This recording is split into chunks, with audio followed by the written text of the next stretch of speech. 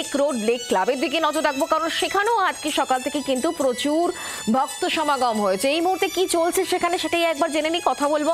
অয়ন ঘোষাল এই মুহূর্তে আমাদের সঙ্গে রয়েছেন, আমাদের প্রতিনিধি সরাসরি। অয়ন, কি দেখছো এই মুহূর্তে, কি চলছে?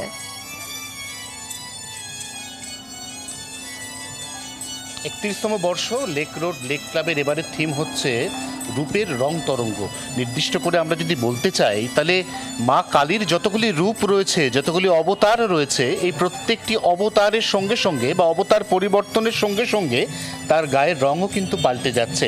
কিভাবে কোন অবতারে কখন দেবীর গায়ের বা রং বা গাত্রবর্ণ পাল্টে যাচ্ছে সেটাই কিন্তু রূপরেখার রং তরঙ্গ। এবং এই দুর্বিষহ কাঠ ফাটা গরমের মধ্যেও মণ্ডপে দর্শনার্থীদের ভিড় একটা কথাই প্রমাণ করে কি অপূর্ব দৃষ্টিনন্দন হয়েছে এই গোটা মণ্ডপটা। আমরা বরঞ্চ একদম সরাসরি দর্শকদের এই মণ্ডপের বিভিন্ন আঙ্গিকের অপূর্ব যে শিল্প ভাবনা, যে শিল্প ফুটিয়ে তোলা হয়েছে সেগুলো দেখাই। আমরা দেখতে পাচ্ছি আমাদের বাঁদিকে, যেরকম বলছিলাম যে দেবীর যেভাবে রূপ পরিবর্তন হয়েছে, দেবীর সেভাবে কিন্তু নামও পরিবর্তন হয়েছে।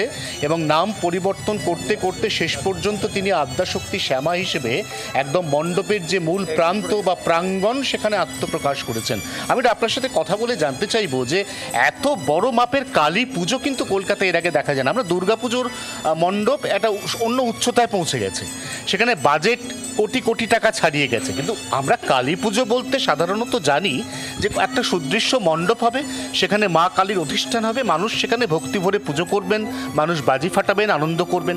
কিন্তু এটা যদি কালী পুজোর মণ্ডপের চেহারা হয়, নিঃসন্দেহে একটু প্রশ্ন জাগে, একটু বিস্মিত হতে হয়। এত বড় কালী পুজো কেন করে?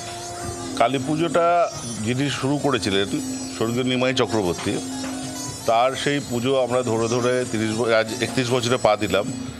আর বিশেষ করে শঙ্কর চক্রবর্তী আর অলোক চক্রবর্তীর নাম নেব, যাদের এই আমাদের স্থানীয় বাসিন্দা থেকে শুরু করে সব কিছু সারা বছর যেভাবে আমরা পাশে থাকি লেক রোড লেক ক্লাবের পক্ষ থেকে, এই ভালোবাসার এই ইয়ের জন্য অবশ্য ভালোবাসা বেড়েছে, পুজোর আয়তনও বেড়েছে।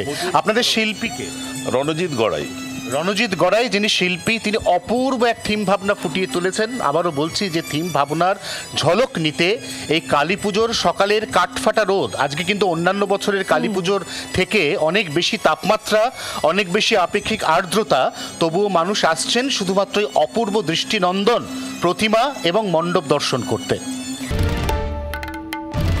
বাংলার আওয়াজ, বাঙালির আবেগ, জি 24 ঘন্টা।